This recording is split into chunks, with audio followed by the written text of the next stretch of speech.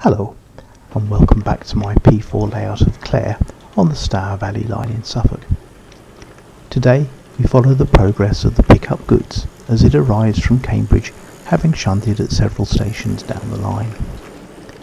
The J15 hauling this train is from Hornby and is fitted with a replacement chassis built from the new Easichas kit, which is now available from Brassmasters.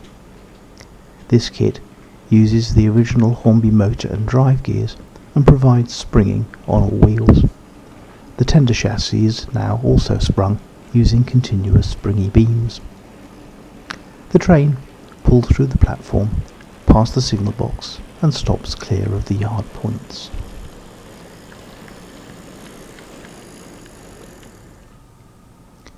The bobby changes the points for the yard, and the train slowly reverses into the sidings.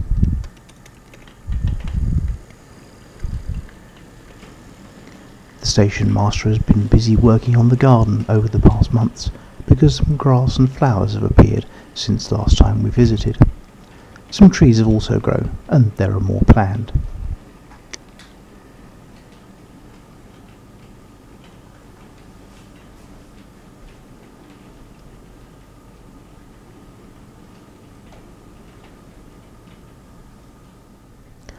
On the loading dock, the new grain elevator has been installed next to the now disused cattle pens.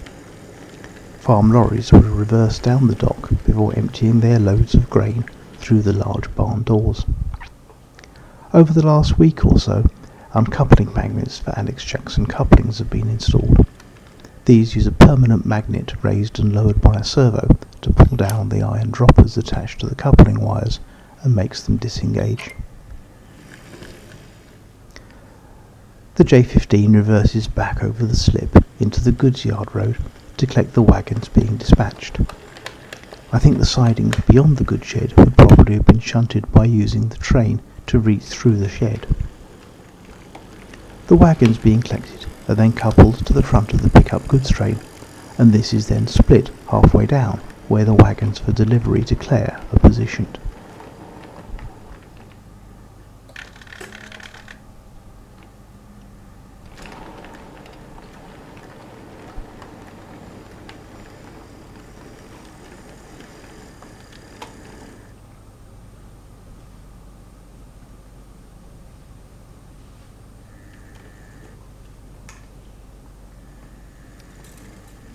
The front portion of the goods then pulls forward over the slip before reversing back into the goods shed to drop off the wagons for loading and unloading.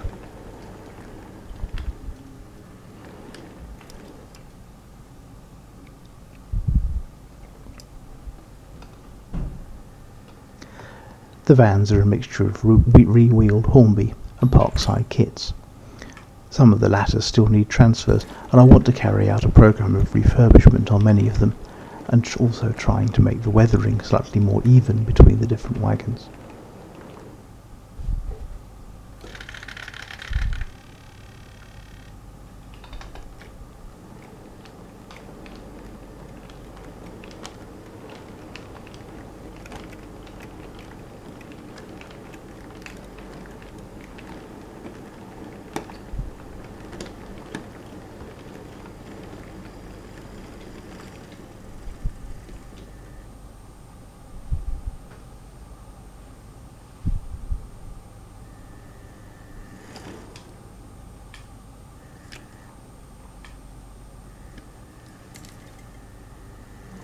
The locomotive and wagons then return to make up the complete train for its journey on to Cavendish and Long Melford.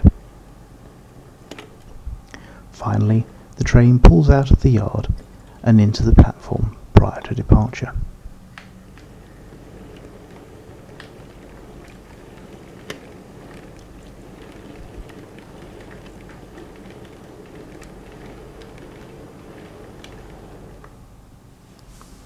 The signalman clears the advanced starter for the line east, and then the starter signal from the platform, and the goods train pulls slowly away.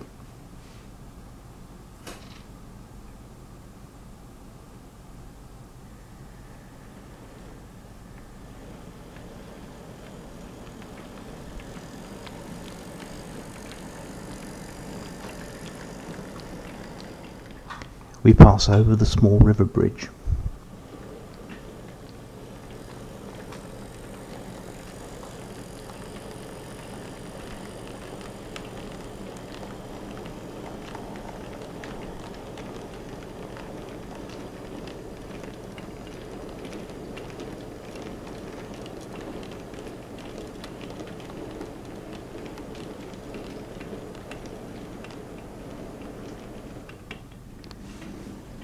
Then we go under the Mill Lane Bridge and past the home signal and the empty lay-by sidings.